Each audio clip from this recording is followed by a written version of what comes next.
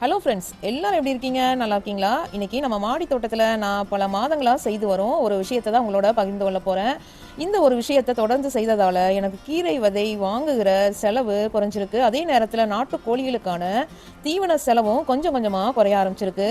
ஆனால் இதில் ஒரு சின்ன ரகசியம் இருக்குது. அந்த ரகசியம் என்னன்னு வீடியோவின் நடுவில் சொல்ல போகிறேன். அதை தெரிஞ்சுக்கணும்னா வீடியோவை ஸ்கிப் பண்ணாமல் கடைசி வரைக்கும் பாருங்கள் ஃப்ரெண்ட்ஸ். அதே நேரத்தில் உங்கள் மாடியில் தோட்டம் இருக்கா, தோட்டம் வச்சுருக்கீங்களா இல்லையா அப்படின்றத கமெண்ட்டில் சொல்லுங்கள் ஃப்ரெண்ட்ஸ். சில மாதங்களுக்கு முன்னாடி நான் கீரை விதை வாங்கிட்டு தான் இருந்தேன். வெளியே காசு கொடுத்து வாங்கிட்டு இருந்தேன். ஒவ்வொரு தடவையும் விதை வாங்கணும், விதைக்கணும், அறுவடை செய்யணும், மறுபடியும் விதை வாங்கணும், இப்படி தான் போயிட்டு இருந்துச்சு. நான் ஒரு நாள் யோசித்தேன், இயற்கையில் மரங்களும் செடிகளும் தங்களுக்கான விதையை தாங்களே உருவாக்குது. அப்போது நாம் ஏன் ஒவ்வொரு தடவையும் விதை வாங்கணும் அப்படின்னு. அதுக்கப்புறம் சில கீரை செடிகளை அறுவடை செய்யாமல் அப்படியே விட்டேன். நாட்கள் கடந்து போச்சு. அந்த செடிகள் பூவிட்டது. பிறகு விதை பிடிக்க ஆரம்பிச்சிச்சு. அதில் இருந்து கிடைச்ச விதைகளை சேகரித்து வச்சேன். அடுத்த சீசனில் அதையே விதைச்சேன். எனக்கு ரொம்ப சந்தோஷமாக இருந்துச்சு. ஏன்னா இது நம்ம மாடி தோட்டத்திலேயே தயாரான விதை.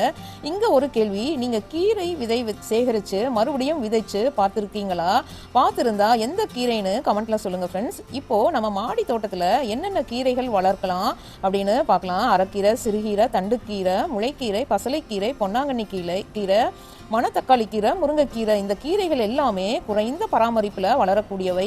சிறிது கொஞ்சம் தண்ணி இருந்தால் போதும், கொஞ்சம் உரம் இருந்தால் போதும், சூரிய ஒளி இதுவே போதுமானது. சில கீரைகள் 25 முதல் 30 நாட்களில் அறுவடைக்கு வந்துருங்க. இதுதான் மாடி தோட்டத்தின் பெரிய பலன். குறைந்த செலவில் அதிக பயன். ஆனால் ஃப்ரெண்ட்ஸ், நான் கீரை வளர்த்ததால் மட்டும் செலவு குறையல, வேற ஒரு விஷயமும் நடந்துச்சு. அதுதான் ஃப்ரெண்ட்ஸ் என்ன இன்னும் ஆச்சரியப்படுத்தியது.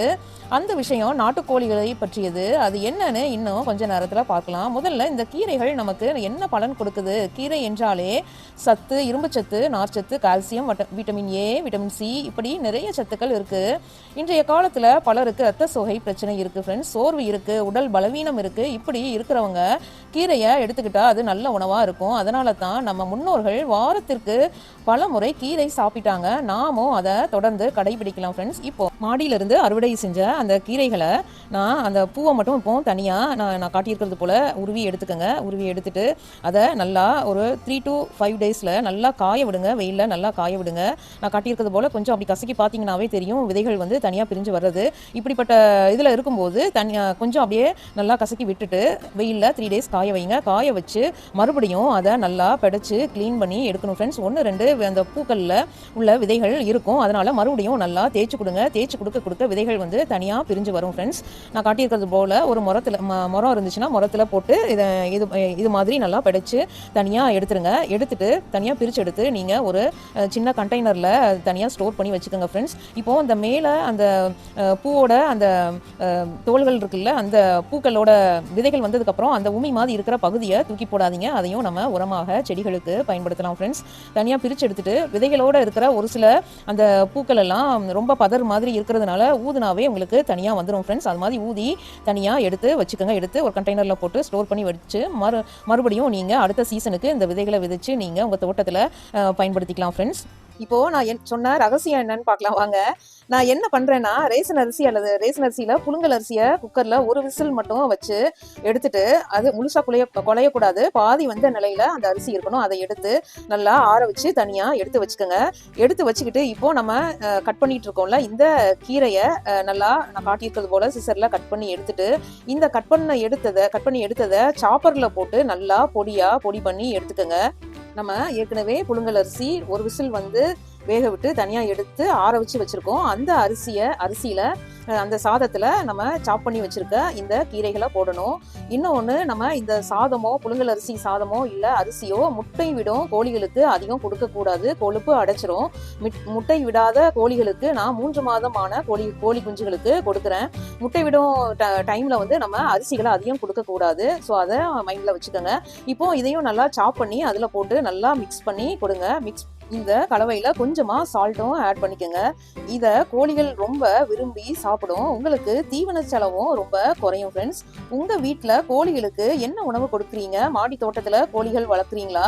தீவனம் மட்டும்தான் கொடுக்குறீங்களா? இல்ல கீரை, அரிசி, கம்பு மாதிரி வேற உணவுகளும் கொடுக்குறீங்களா? அப்படின்றத கமெண்ட்ல சொல்லுங்க ஃப்ரெண்ட்ஸ்.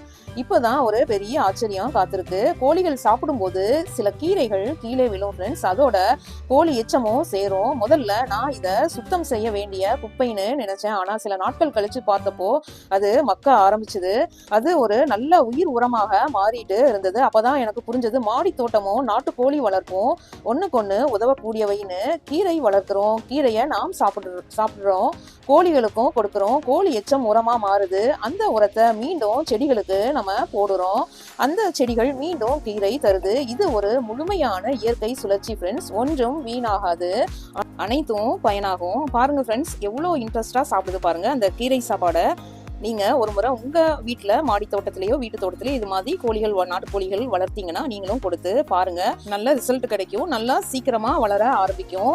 உங்க வீட்டுல எந்த கீரை அதிகமா வளர்க்குறீங்கன்னு கமெண்ட்ல சொல்லுங்க ஃப்ரெண்ட்ஸ். இன்னும் இது போன்ற மாடி தோட்டம் மற்றும் நாட்டுக்கோழி வளர்ப்பு, இயற்கை விவசாயம் தொடர்பான பயனுள்ள வீடியோக்களை பார்க்க எங்க சேனலை சப்ஸ்கிரைப் பண்ணி அந்த பெல் ஐகானை அழுத்த மறக்காதீங்க friends. Thank you friends. Happy gardening. Have a nice day.